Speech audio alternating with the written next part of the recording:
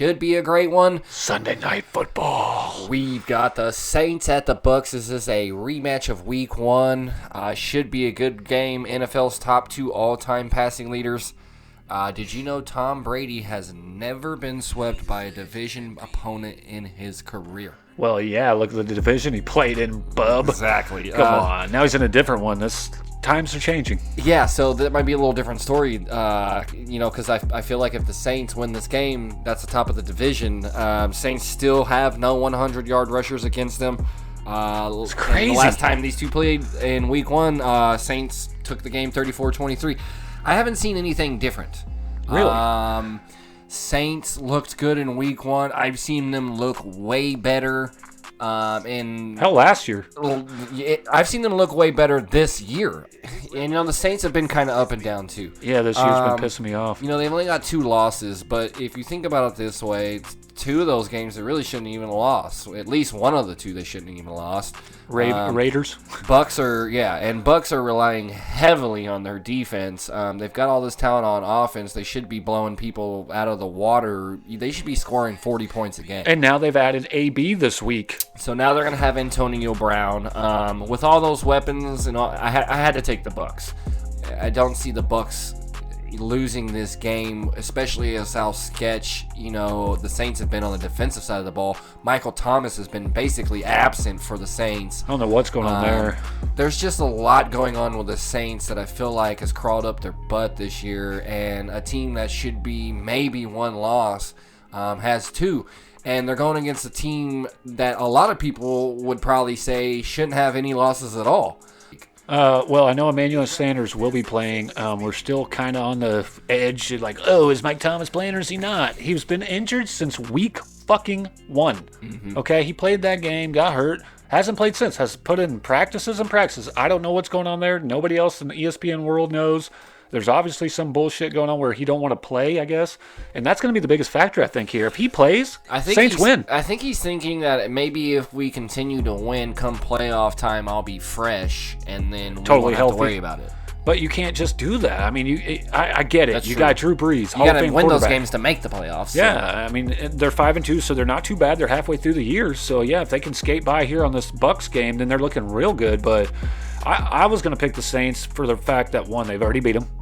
And 2, I was hoping Michael Thomas is back. And I think this Antonio Brown thing is going to blow up in their face, the Bucs. I think he's going to just be his dickhead self. He can say what he wants right now, and so can they.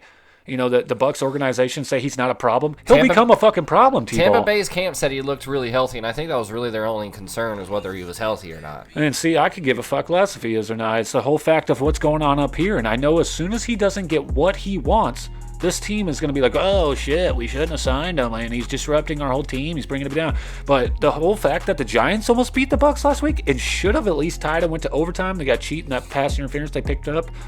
Think about that. The Giants were 1-6 and should have beat the Bucs. The Bears beat the Bucs by a single point and got destroyed 2 weeks in a row. That's true. I don't know what's going on with football. It's hard to pick. But another big-time factor was the career head-to-head. When Drew Brees plays Tom Brady, Drew Brees is better. He's 4-2 versus him. And that's, including this year, of course, week 1. 62% completions, 246 yards per game, 14 touchdowns, 1 interception. Dude, last year he was steadily averaging 70%. Oh, he still is this year, but I'm saying Tom Brady versus him is 64%. That's better. More passing yards, but also 9 touchdowns to 8 interceptions. That's because the Saints have a pretty good defense. This is going to be... Pretty good, not that good. And they're number 5 in the league right now. Yeah. As of NFL.com, and they're number 7. I think the Bucs have a way better defense. Oh, I think they do too. Yeah, they should be blowing people out of the water. Really, nobody should be scoring against the Bucs. And I think you're actually absolutely right with Antonio Brown. Look what happened. He threw this big old fit in Pittsburgh. New England took him in. He was great, and he was good to go. And then he got on some bullshit. And then obviously got on his bullshit and got into some trouble and got kicked off, and look where we're at. I mean, yeah, it's been a vicious cycle for a while. Another reason for the Saints to win this game is what you said earlier, to go back and say that they have not allowed a 100-yard rusher in 45 straight games. That's going to make the Bucs one-dimensional. And then everybody's like, oh, well, that's okay because they got all these stars on the passing game, so why not? Well, I think it's too many mouths to feed. I mean, yeah, Godwin's hurt, and now you got. And to me, Mike Evans does not look like Mike Evans. No. That he normally does, and that's crazy to me because that guy is phenomenal. He's top 5 wide receiver every year in my eyes. Dude, he's like he's been lazy. Top wide receiver when it comes to fantasy points every year. Oh, yeah. And I just think if you have to make them one-dimensional by making them not be able to run the ball, because they're not going to be able to run the ball on this team. Cameron Jordan over there in that front, and just the whole Saints defense is always good. Yeah. And, of course, I think Kamara's going to run on him. I don't think he's going to have the star-studded phenomenal game he usually does because he's going to have a lot of receiving yards, too, because he's the number 1 running back right now in the league with 26% they screen to him a lot of passes in the NFL, which would set a record. So I just think with all this going on with Antonio Brown, they're going to get it all in their head. They're going to get overhyped. I mean, look what they did last week. They go, okay, we're playing the Giants. Oh, we should steamroll them. Look what happened. They got comfortable. Yeah, and then, oh, God, shit, we got to win this game. And they barely escaped by 2 to the Giants. Right. So I just feel like the Saints have got this one again, and this will be the first time Tom Brady gets swept in division in his whole career. Hopefully. Calling it. Lock the week, Saints.